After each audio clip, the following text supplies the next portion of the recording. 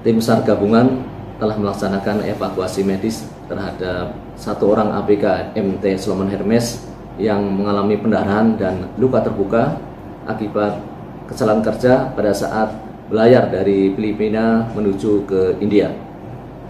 Informasi kami terima dari kapten kapal tersebut tentang permintaan evakuasi medis dikarenakan korban mengalami pendarahan yang terus-menerus. Pada pukul 02.10 waktu Indonesia Barat, korban berhasil dievakuasi dan tiba di Pelabuhan Ulele, dan selanjutnya korban dibawa ke Rumah Sakit Zainal Abidin Kota Banda Aceh untuk penanganan medis lebih lanjut.